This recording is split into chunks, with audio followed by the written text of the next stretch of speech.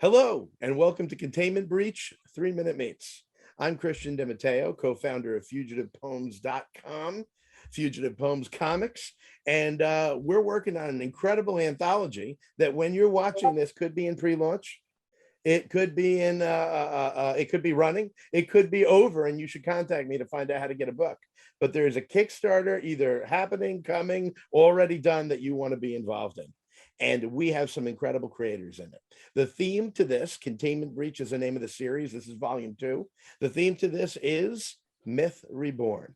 And every contributor involved is telling a story from myth or in the style of myth, rethought completely. And one of our great contributors doing that, doing a complete rethinking actually of a great myth, is writer Nicholas Doan. So Nicholas, who the heck are you? Who the heck am I? I don't know. I ain't nobody. I ain't nothing. No, I'm well, you got my name. I'm Nicholas Doan.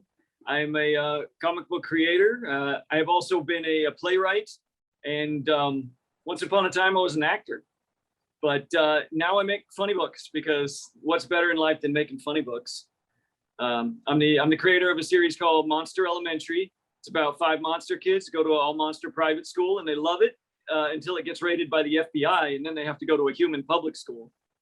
And then, you know, I do a lot of short stories like this and anthologies where I can. And I've got another series coming up called The Kid and the Ripper, which tells the completely untrue story of what happens when 2 of history's greatest legends meet.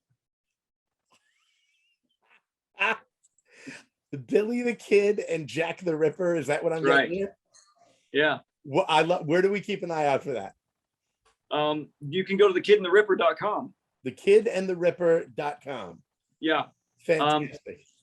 I know we're filming this a few weeks ahead of the Containment Breach Kickstarter, but I can honestly say if things are going well for me, if I stay on track, then you're going to see the Kickstarter for The Kid and the Ripper around the same time. Fantastic. And FugitivePoems.com. That's right. On Twitter, we'll be humping it. When we'll be retweeting all over it. I love it. Is there a guest appearance by Sherlock, or are we keeping it just the 2 of them? No Sherlock this time around. We'll see what happens in the sequel. I got to tell you that Monster Elementary cracks me up. You balance this fine line between dark humor and kids humor, and it works so well. I've enjoyed them thoroughly. It was an exercise for me. Yeah, because that was the first time that I really did like all ages, like truly wrote all ages. Before that, I was writing serial killer fiction, and so it was like writing what was true to me and true to my voice, but scaling it back so that it was all ages appropriate. And I'm really happy with how it came out. It was a lot of fun. I'm muting because my daughter is clearly upset about something in the background. Maybe not having yet read Monster Elementary because she's only 2.5. What made you decide to do something all ages? It came right after I wrote a series called Pray for Death for DC's Zuda Comics imprint. And that was a very, very heavy, very serious serial killer thriller. And it was like, writing that for 6 months and getting inside the head of this really violent, disgusting, disturbed person. I kind of came out of it wanting to do something simple and fun. So vampires in an elementary school. Yeah. I love it. That's my kind of come down. I like that. Yeah, absolutely. What level of darkness am I comfortable with today? Exactly. When you never step entirely out of the shadow. You just turn on the lamp. When you see James and I's submission for Containment Breach, we thought a lot more people would do horror. Ours is going to be like this dark pit of despair in the middle of the book. It's pretty grisly horror. All the other stories started coming in, and I'm like, well, we're not the fun people at this party. James has knocked it out of the park. It's beautiful. And your story is beautiful. Tell us what you're doing for Containment Breach. So I'm doing a reimagining of the golden apple myth from the Greek myth. We each, every team, as you obviously know, every team got a prompt. And I don't actually want to say what the prompt is because the prompt kind of gives away the end of the story. But it's a lot of fun and a kind of a futuristic retelling with a young woman named Agent Paris seeking the golden apple and trying to get it away from Athena and Aphrodite and Hera. Yeah. So it was a lot of fun to write, a lot of fun to do, and I'm looking forward to seeing what people think of it. It was a terrific prompt, and I can't think of a better thing someone could have done with it. So I've said this on a couple of the other interviews. What we did, and I did this with the first Containment Breach, it was an idea that came to me because I like improv creation. Mm-hmm. I love prompts. And so I had all the teams submit a prompt. We've got the overall, you're writing Myth Reborn, that's the overall theme, but I had all the teams submit a prompt. It could be anything. One was Terrible Twos. It was all kinds of things. And then we shuffled them up and gave them to other teams, and they had to include some element, some aspect of that prompt in there as much as they wanted. And Nicholas, you took yours and ran with it.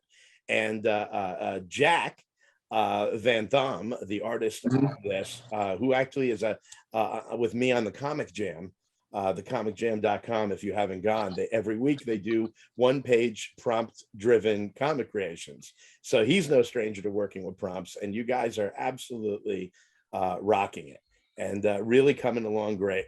So let me ask you a very big, important question. All right. Now that we know what who you are and what you're doing on Containment Breach, I don't know what time it is where you are, but we're not going to worry about any social taboos at all. If any drink could appear, any beverage could appear in your hand right now, what would you want it to be? A Slurpee. All right, that's a social taboo. We do care, but no. Yeah. So what flavor? It's got to be mostly Coke and either it's some kind of fruit, cherry or blue raspberry. I hadn't thought about those in a long time, and now I desperately want one. Yep, that's how it goes. Yeah. Geez. All right. Well, thanks. I was just at the doctor today. He was telling me I'm too fat, and now you got me wanting a Slurpee. Yeah. The doctors get in the way of all our fun. They do. Absolutely.